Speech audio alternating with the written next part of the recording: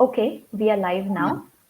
Good morning, everyone, and welcome to another session of Sustainable Saturday. I am your host, Sandra Pereira, and today we have with us Mr. Alok Pandey. Alok has completed his bachelor's BTech in environmental engineering, and for the past 3.5 years, he has been working in the water sector, particularly specializing in pond rejuvenation work. Currently, he is associated with two different NGOs and is leading our pond projects in Delhi NCR. तो आज के session में आलोक हमसे share करेंगे water bodies का importance क्या होता है, उनका रिजुविनेशन प्रोसेस क्या होता है, ये सारी कॉम्प्लिकेटेड चीज़ें जो बेसिक लोगों को समझने में इतनी दिक्कत होती है, आज आलोक हमें एक अच्छे से सिंप्लीफाइड मैनर में समझाने वाले हैं। सो आलोक, ओवर टू यू, आप अपना सेशन स्टार्ट कर सकते हैं। Thank you, Sandra, for giving me these opportunities. And जो हम अभी तक हमारा एक्सपीरियंस रहा है वो हम आपके साथ और अपने व्यूअर्स के साथ साझा करेंगे। और हम सबसे पहले शुरुआत यहाँ से करेंगे कि इसकी इम्पोर्टेंस क्या थी और इसकी ओरिजिन क्या है रही है। पौंड की उत्पत्ति कहाँ से हुई। जब तक हम इस बेसिक चीज़ों को नहीं समझेंगे तब तक हम इसके प्रोसेस तक नहीं आ सकते। तो हम पहले इसके ओरिजिन को समझते हैं और कुछ डेटा के अनुसार भी हम बात करेंगे कि क्या रीजन है कि हमें मतलब इसकी नेसेसिटी है पॉन्ड को रेजिनेट करने की। तो मैं सेंट्रल वाटर कमीशन के एक रिपोर्ट के तहत मैं आपको बताऊं कि इंडिया की जो 18% पॉपुलेशन है ओवरऑल वर्ल्ड की और हमारे पास जो वाटर अवेलेबिलिटी है वो 4% है। तो इनमें देखेंगे तो काफ़ी अंतर है।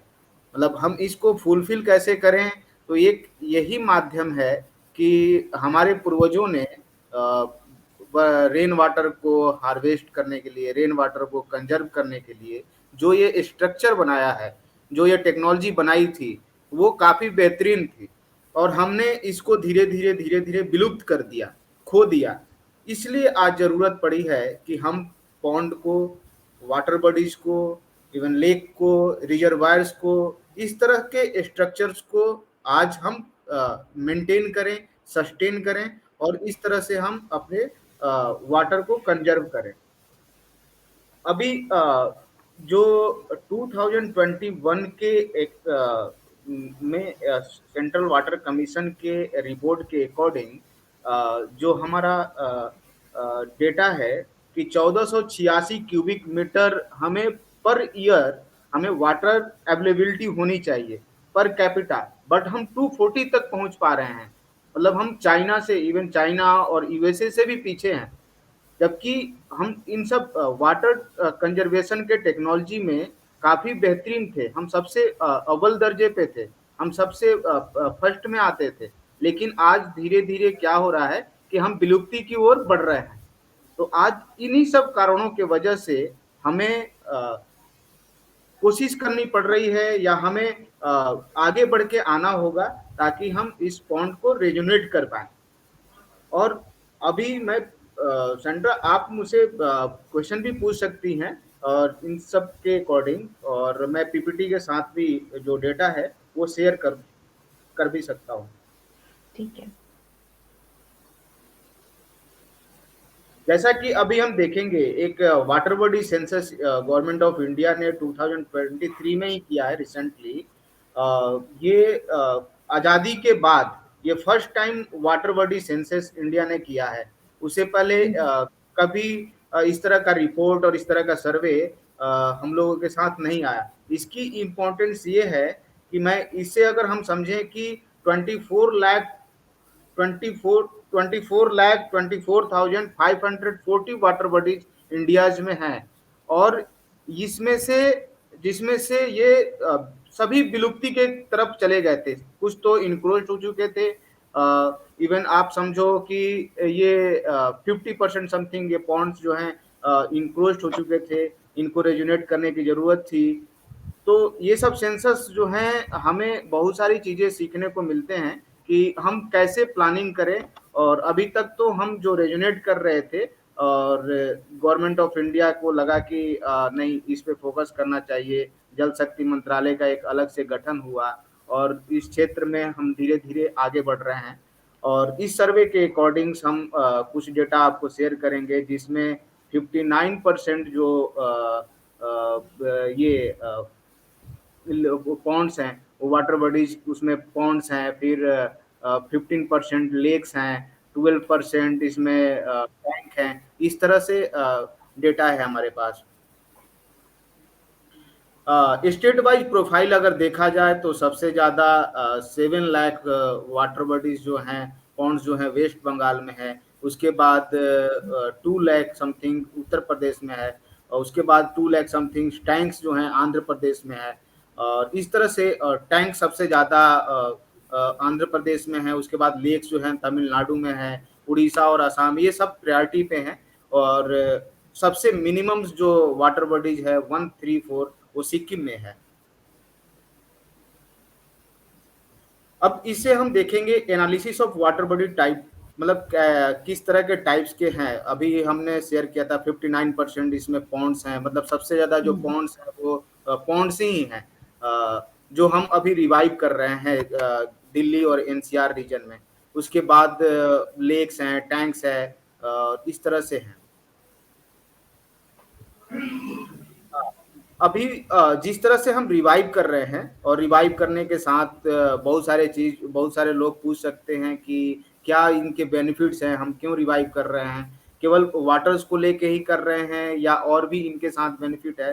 तो वो इस स्लाइड के अकॉर्डिंग हम समझेंगे कि पॉन्ड के रिवाइव होने के साथ साथ एक होल इकोसिस्टम्स हमारा रिवाइव होता है, हमारा एक होल इकोसिस्टम से सस्टेन होता है। जैसे लाइवलीहुड भी जनरेट होती है, एक बायोडाइवर्सिटी भी इंक्रीज होती है। चारों तरफ जो हम इम्बैंकमेंट पे प्लांटेशन करते हैं, पेड़ पौधे भी लगाते हैं, उससे अर्निंग बढ़ती है धीरे धीरे।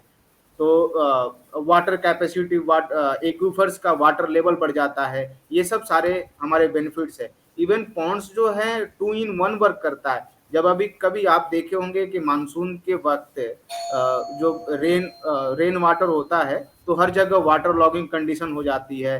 तो ये क्या करता है, पॉन्ड उस समय जो वर्षा जल होता है उसको संग्रहित कर लेता है, उसको वाटर लॉगिंग कंडीशन में नहीं जाने देता। तो ये पॉन्ड की अपनी खासियत है।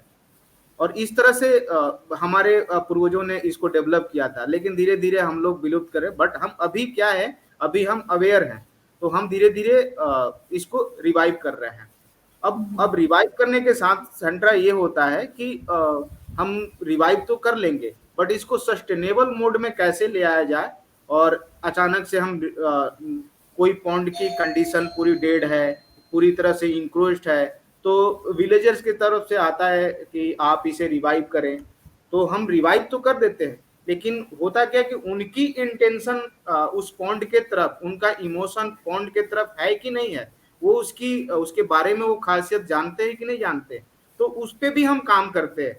हम उनको अवेयर करते हैं, जल चौपाल के थ्रू अवेयर करते हैं, उनको बताते हैं कि इसकी इम्पोर्टेंस क्या है और हमने इसको कैसे खो दिया। तो उस तरह से इसको पूरी तरह से एक टाइम पीरियड है सेंट्रा, 2 to 3 years समथिंग आप मानो, वो सस्टेनेबल मोड में आने तक के लिए, तब जाके वो रिवाइव हो पाता है पॉन्ड्स। और कुछ की क्या होती है, एसएससी ग्रुप रेडी करते हैं, उससे उसकी लर्निंग, उसकी अर्निंग दोनों बढ़ती है।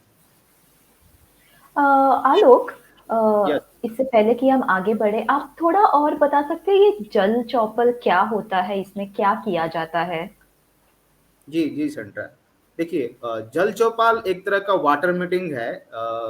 हम पॉन्ड तो कर रहे हैं रिवाइव, और इंडिया में 97% जो पॉन्ड्स है ना, वो रूरल एरियाज में ही है। हम्म। आप जितने भी हमारे पॉन्ड्स हैं, तो 97% पॉन्ड्स का होना रूरल एरियाज में, तो आप समझ सकती हैं कि ग्रामीण परिवेश जो है हमारा, वो कितना विकसित रहा होगा। कि वो कितने विकसित टेक्नोलॉजी रही होगी कि अपने जो सारे इरिगेशन पैटर्न है, उनकी फार्मिंग पैटर्न है, वो सारे पॉन्ड के साथ वो उनकी सिविलाइजेशन था। मतलब वो सिविलाइज थे लोग। तो वो सब कुछ क्या हुआ, धीरे धीरे वो खो गए। तो जल चौपाल में हम क्या करते हैं, विलेजर्स के साथ एक मीटिंग करते हैं, एक चौपाल करते हैं। तो उनको इस पॉन्ड्स के इम्पोर्टेंस को, इस वाटर की जानकारी को उनके साथ हम साझा करते हैं, शेयर करते हैं। कुछ उनकी हिस्ट्री होती है स्पेसिफिक, उस पॉन्ड की अपनी एक हिस्ट्री होती है कि इसमें चर्म रोग जैसे भी बीमारियां दूर हो जाती थी, हमारे हम बचपन में नहाया करते थे, आज ये स्थिति नहीं है। तो ये सब जानकारियां जो है गांव वालों से ही मिलती थी हमें।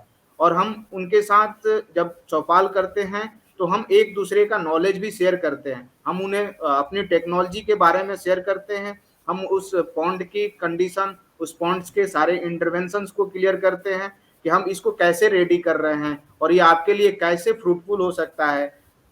ये सब सारी चीजें हम जल चौपाल में करते हैं। ओके। ओके सेंड्रा, अब देखेंगे कि इसके साथ हम रेजुनेशन जो प्रोसेस होता है, उस प्रोसेस में अक्सर बहुत को पता नहीं होता कि हम इसको कैसे रिवाइव करें, ये किस पॉन्ड को हम सिलेक्ट करें, कौन सी पॉन्ड नेसेसरी है कि इस पॉन्ड की रेजुनेशन जरूरी है। तो उस चीज को हम समझेंगे इस स्लाइड के माध्यम से। पहले तो हम आइडेंटिफाई करते हैं कि वो पॉन्ड है कहाँ पे, पॉन्ड एग्जिस्ट कहाँ कर रहा है। तो हम उसके लिए गूगल अर्थ का सहारा लेते हैं, गूगल अर्थ से पता करते हैं कि हाँ यहाँ पॉन्ड एग्जिस्ट करता है। उसके बाद उसका एक पार्टिकुलर खसरा नंबर होता है, उस खसरे के अकॉर्डिंग हम उस पॉन्ड तक पहुंचते हैं। उसके बाद उस खसरे को भूलेख यानी गवर्नमेंट के पोर्टल से वेरीफाई करते हैं कि रियल में वो पॉन्ड एग्जिस्ट करता है कि नहीं करता है। ऐसा भी हाँ, सेंटर होता क्या है कि उस हुआ क्या कि मतलब इतिहास में अभी उस पॉन्ड के जगह पे आप देखोगे तो लोगों ने अपना स्कूल बना लिया, घर बना लिया, इवन गवर्नमेंट के कोई बिल्डिंगें बन गई। तो वो पॉन्ड जब हम लोग मौके पे पहुंचते हो तो वहां पॉन्ड एग्जिस्ट नहीं करता। ऐसी एग्जैक्टली। भी ऐसा भी स्थिति आता है। तो इस तरह से हम क्या करते हैं कि हम प्रॉपर उसके बाद टोपोग्राफी सर्वे करने के बाद हम पॉन्ड तक पहुंचते हैं और वो हम वेरीफाई करते हैं कि रियल में एग्जिस्ट कर रहा है कि नहीं कर रहा है। उसके बाद होता क्या सेंट्रा कि हम फिर देखते हैं कि ये सब चीज वेरीफाई होने के बाद हम देखते हैं कि हम यहाँ काम कर पाएंगे कि नहीं कर पाएंगे।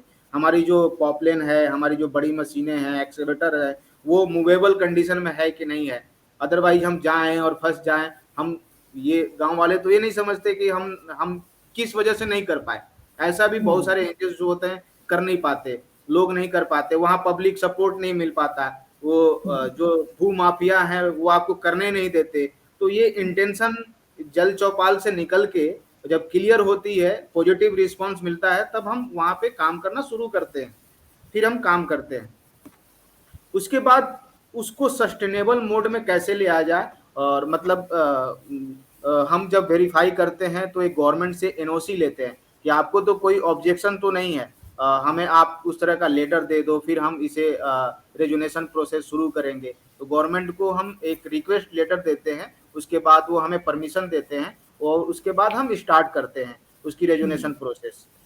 इवन यहाँ तक सेंटर पता नहीं होता लोगों को कि जो पॉन्ड से एक्चुअल में हम जाएं कहाँ, मतलब उनके एनओसीज लेने के लिए किस डिपार्टमेंट में जाएं, क्योंकि पॉन्ड्स की अपनी अपनी ऑनरशिप है। कोई पॉन्ड्स जो है पब्लिक ओनरशिप है, कोई प्राइवेट ओनरशिप है, कोई अच्छा। अथॉरिटी ओनरशिप है।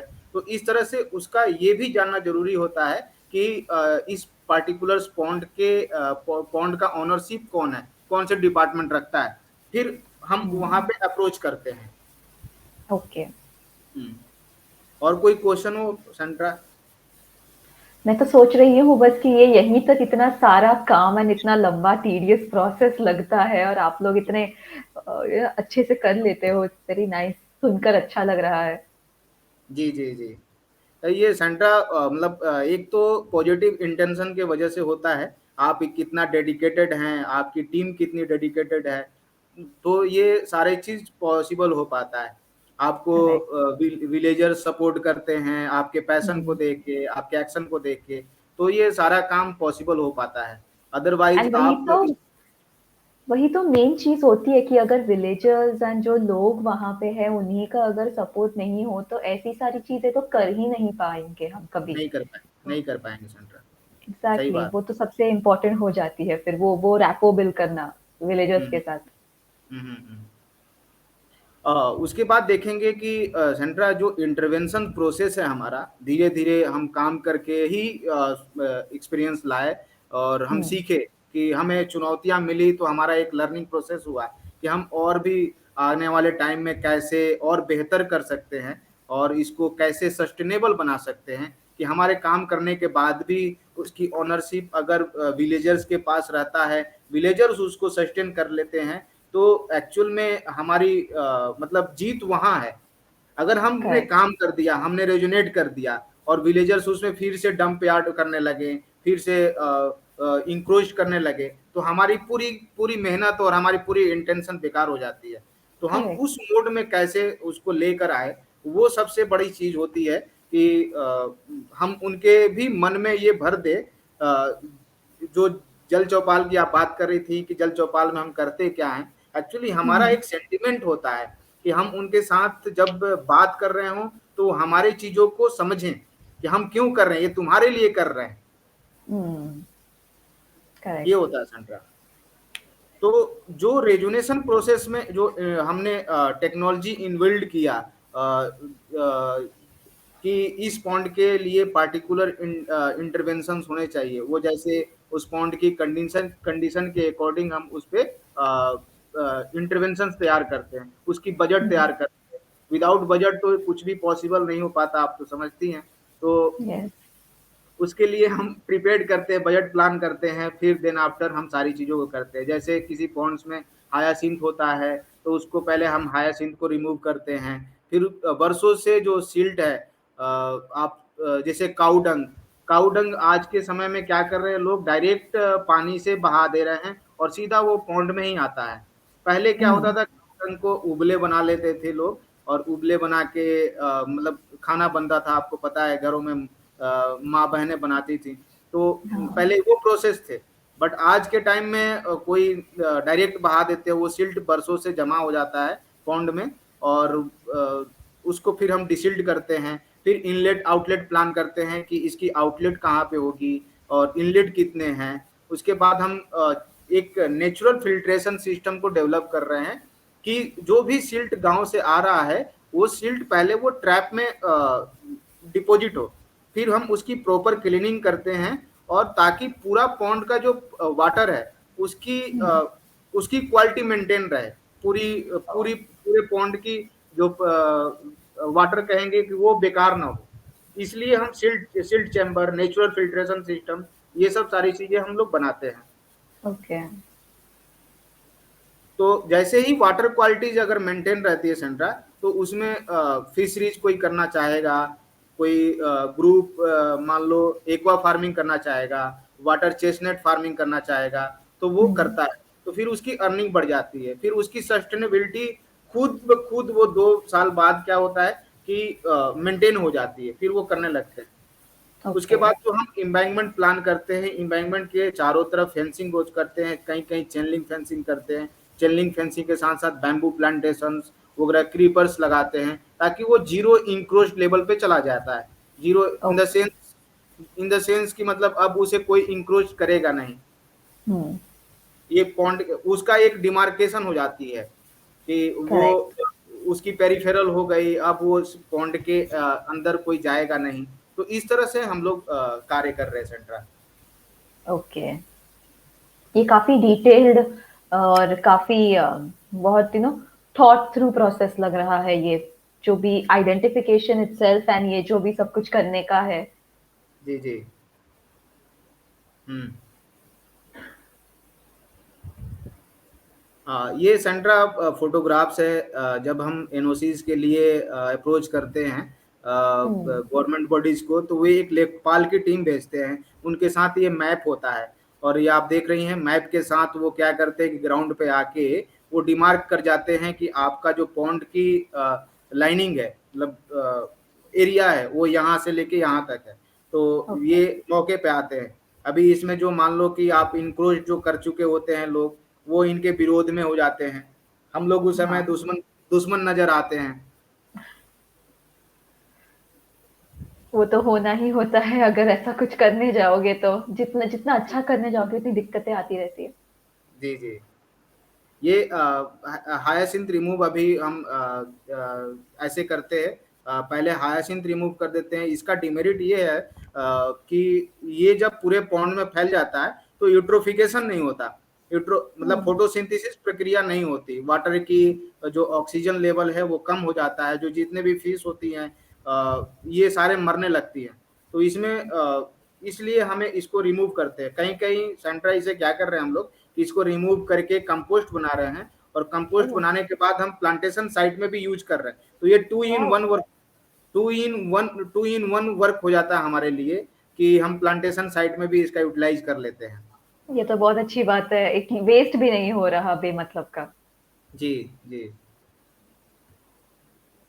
ये है जो अब हम डिसिल्ड करते हैं। ये सिल्ट आप देखोगे कि 1 से 1.5 मीटर तक सिल्ट इसमें डिपॉजिट है, और हम इसको हम्म। रिमूव कर रहे हैं। ये मतलब 50 वर्षों से 60 वर्षों से इसकी कभी डिसिल्टिंग हुई ही नहीं, तब जाके ये पॉन्ड इस कंडीशन में है। तो ये इसका रीजन क्या है कि अगर हम ये नहीं करेंगे तो ये पानी क्या करती है, पोरोसिटी खत्म कर देती है। वाटर की जो लेयर्स है, जो ये हम्म। पॉन्ड की लेयर्स है, वो नीचे पानी भेजता ही नहीं है। इसलिए ये अच्छा। डिसिल्ट जरूरी है। डिसिल्ट जरूरी ओके। है। पहले क्या होता था सेंट्रा की, ग्राउंड वाटर इतना लोग यूज नहीं करते थे। पहले हम्म। लोग हैंड पंप यूज करते थे, कुआं यूज, वेल यूज करते थे। अब क्या है कि ग्राउंड वाटर समरसेबल सबके घर हो गया। तो वो ज्यादातर फ्लड कंडीशन में पॉन्ड रहती है। तो वो हम्म। सारा पानी के साथ सिल्ट वर्षों से इसमें डिपॉजिट होता गया, इसकी खुदाई हुई नहीं। तो वो एक्विफर्स हमारा धीरे धीरे क्या होता गया, एक्विफर्स हम निकालते तो गए पानी, बट हम भेजते नहीं गए। तो हुआ क्या कि ग्राउंड वाटर धीरे धीरे नीचे चला गया, नीचे चलता हाँ। गया। तो इसलिए ये जरूरी हुआ कि नहीं, पॉन्ड रेजुनेशन जरूरी है, ताकि सेंट्रा अर्थ ही मात्र एक ऐसा प्लानेट है यूनिवर्स में जहाँ पे पानी मौजूद है। और हम आज पानी पे अगर फोकस नहीं किए तो हम फिर यहाँ भी जिंदा नहीं रहेंगे। एब्सोल्युटली। और ये बात जितनी जल्दी लोगों को समझे उतना बेहतर होगा। जरूर जरूर। ये ये कुछ फोटोग्राफ्स है सेंट्रा जो हमने रिवाइव करा है आफ्टर ये पोस्ट पीक है। जहाँ जहाँ हम्म। हमने लेक और ये सब जो रिवाइव करा है, उसके कुछ पिक्चर्स हैं। ओके। हम्म। तो ये सारी ये जो है, ये सारी दिल्ली के ही है, इज इट? जी जी जी सेंट्रा। ओके। ये चौगानपुर पॉन्ड की स्थिति देखिए, ये पहले का था जब हम रेजुनेशन से पहले थे। और ये कंडीशन पूरी तरह से हायासिंथ इसमें भरी पड़ी है, सिल्ट है। हम्म। और इसकी कंडीशन है, मतलब ये डेड कंडीशन में है। अभी इसकी कोई इकोसिस्टम नहीं है, कोई यूटिलाइजेशन नहीं है। ये इसके तो लग बाद भी नहीं रहा है देखकर कि जी पॉन्ड है, ऐसे लग रहा है कि बस कोई एक जगह है, कुछ नहीं है वहां जी, पर। डेब्रिस यार्ड है, डंप यार्ड हो। और करेक्ट। उसके बाद हमने इसे रिवाइव करने के बाद हमारा ये पिक्चर्स है, हमने पूरे सिल्ट रिमूव वाओ। करा है और ये कंडीशन हमारी है। तो हमने इसमें पूरे इको और भी इकोसिस्टम्स को देखते हुए, बायोडाइवर्सिटी को देखते हुए हमने इसमें 2 आइलैंड बनाए। इसमें 2 आइलैंड बनाए, ये प्रदीप सर का सजेशन था बेसिकली चौगानपुर के लिए, कि हम लोग माइग्रेटरी बर्ड्स के लिए भी इसमें कुछ करेंगे, एक वेल डेवलप्ड इकोसिस्टम हम रेडी करेंगे। आज सेंट्रा इस चौगानपुर में 7 लाख समथिंग अर्ली इनकम होता है जो यहाँ पे फार्मिंग कर रहा है। वाओ। वाओ। ये है रोनी पॉन्ड सेंट्रा। ये पहले की कंडीशन ये थी। ये कुछ बीच में हमने फोटो लिया था कुछ इसके सेल्फ रिमूव करने के बाद। इससे पहले और भी इसकी दयनीय स्थिति थी। और इसका आफ्टर पीक जब हमने इसको रेजुनेट किया तब इसकी ये कंडीशन है। Very nice. इसमें आप देखोगे कि चारों तरफ क्या है, फार्मर्स फील्ड है। हाँ। आपको दिख रहा होगा। तो अभी क्या करते हैं कि इस वाटर से क्या करते हैं, अपने फार्म को इरिगेट भी कर रहे हैं लोग। तो इसका ये ओके। बेनिफिट है। इसका ये बेनिफिट है। पहले इस पॉन्ड के साथ ये कंडीशन था कि खुद इसमें फार्म की जो फार्म लैंड की जो पानी था, ये खुद पॉन्ड में आता था। अब यहाँ पे आप देखोगे कि इसका पानी ये यूटिलाइज कर रहे हैं फार्मिंग में, Literally. इरिगेशन के लिए। तो जो एक्चुअल हमारा पैटर्न था, आज के हमारे जो हमारे एंसिस्टर करते थे, Mhm. वो प्रक्रिया पे हम लोगों ने ला दिया। Correct. ये है रामपुर का पॉन्ड्स। ये आप देखोगे कि हायासिंथ ऑलमोस्ट हर जगह आपको मिलेगा, हर पॉन्ड में Hmm. मिलेगा। ये कंडीशन में थी। अब इस पॉन्ड की कंडीशन ये है। ये अभी ये एरियल व्यू है। ये दिल की तरह लग रहा होगा आपको। हाँ, काफ़ी काफ़ी कितना कितना सुंदर दिख रहा है ये अभी, ये ऐसा क्लियरिंग वगैरह करने के बाद। एंड स्पेशली वो जो आइलैंड का जो आइडिया है, जो माइग्रेटरी बर्ड्स के लिए बना हुआ है, वो कितना थॉटफुल है कि पानी में जो वाटर बर्ड्स है वो भी आके पानी में ऐसा बैठ सकते हैं, दिखेंगे भी लोगों को, अच्छा भी जी जी लगता है। कितना अच्छा जी जी। लगता है ये देखकर। हम्म। काफी काफी। अब ये सब कार्यों से ही तो प्रभावित होते हैं लोग, कि आप कितना एग्जैक्टली। बेहतरीन काम करते हैं, आप कितना बेहतरीन काम करते हैं। उनको उनके अंदर एग्जैक्टली। खुद ब खुद आने लगता है कि नहीं, ये पॉजिटिव वर्क कर रहे हैं। तो आपको जो अनसपोर्ट लोग होते हैं वो भी सपोर्ट में आ जाते हैं कि करेक्ट। नहीं, सपोर्ट करना चाहिए। तो माइग्रेटरी बर्ड एक्चुअली क्या होता है ना सेंट्रा, कि ये जब पानी में रहती हैं तो ये रेस्ट करने के लिए आइलैंड का ही सहारा लेती हैं। हम्म। वो आइलैंड पे ही आके रहती है। और इनके साथ क्या होता है कि वो इम्बैंकमेंट पे भी आ सकते हैं, लेकिन इम्बैंकमेंट पे मान लो आप चारों तरफ मूवमेंट ज्यादा रहता है, तो इसलिए वो रेस्ट करने यहाँ के कंपैरिजन यहाँ पे ज्यादा आते हैं, आइलैंड पे हाँ, आते हैं। Correct, correct. इसलिए ये करते हैं। मैं वही कहने वाली थी कि अगर ऐसा आइलैंड वगैरह नहीं होता तो फिर बर्ड्स को आकर वो जो फेंसेस वगैरह लगे हैं वहां बैठना पड़ता। वहां जहां बैठना पर पड़ता अदरवाइज आप देखोगे तो ह्यूमन इंटरवेंशन होगा, व्हिच इज है। समथिंग सॉर्ट ऑफ कॉन्फ्लिक्ट जैसा। बेसिकली बर्ड्स नहीं आएंगे, बट बिकॉज अभी ये आइलैंड बना है तो अभी वहां पर और बर्ड्स लाइक और बायोडाइवर्सिटी अट्रैक्ट हो रही है। वो अपनी जगह खुश, हम अपनी जगह खुश, सबको एंजॉय करने मिल रहा है nature. So it's a very well thought out plan, ये जो है। जी जी सर, सबको अपना घर मिल रहा है। एग्जैक्टली। ये है कुछ जो अभी हम देखेंगे कि हम जीरो डे के कगार पे पहुंच रहे हैं। जो हम शुरुआत में हमने बातें करी थी कि हम्म। टॉप मोस्ट 21 सिटीज जो हैं इंडिया के, ये जीरो डे के कगार पे पहुंच रहे हैं। इवन दिल्ली एनसीआर भी है, बेंगलुरु है, चेन्नई है, हैदराबाद है, मुंबई है। तो इसलिए ये जरूरी था कि हम इस सेक्टर में हम लोगों को काम करना। ये देखिए कुछ फोटोग्राफ्स हैं, जो कंडीशन है कहीं कहीं के महाराष्ट्र में भी आप देखोगी तो हम्म। पानी के लिए कितना वेल पे भीड़ लग जाता है, लड़के मर जाते हैं, कुछ गिर जाते हैं कुएं में। ये सब स्थिति थोड़ा सा वो कर देती है, आत्मविभोर कर देती है आप मानो तो हमें इसलिए जरूरी हो जाता है कि हम लोगों को एक लेवल पे अवेयर होने के साथ साथ इस पे काम करना जरूरी है। Thank you Sandra for giving me this opportunity, ताकि मैं आपके साथ और व्यूअर्स के साथ ये साझा कर पाया अपने कार्यों को। और ग्रीन यात्रा इसी तरह से अगर कार्य करती रही तो और भी अच्छा कार्य करेगी। थैंक यू सो मच आलोक कि आपने आपका फर्स्ट हैंड एक्सपीरियंस जो है वो हमें बताया, एंड पूरा प्रोसेस वगैरह बताया, कि कैसे ये होता है। आपको कैसे कैसे लोगों का सपोर्ट वगैरह नहीं मिले तो आपको वो सारी प्रॉब्लम्स फेस करनी पड़ती है, बट फिर भी जो जी डिटर्मिनेशन है उसके साथ ही आप you you can go on every day. कितनी भी अड़चने आए ना, हो सकता है हम्म, जो काम है, अगर वो पॉजिटिविटी के लिए है। तो thank you so much. It was a lovely session. मजा आया सुनकर, मजा आया पूरा प्रोसेस देखकर। And hmm, thank you so much viewers, आपने पूरा सेशन अटेंड किया। And hope to see you next Saturday. Thank you Sandra, thank you, bye. Bye bye.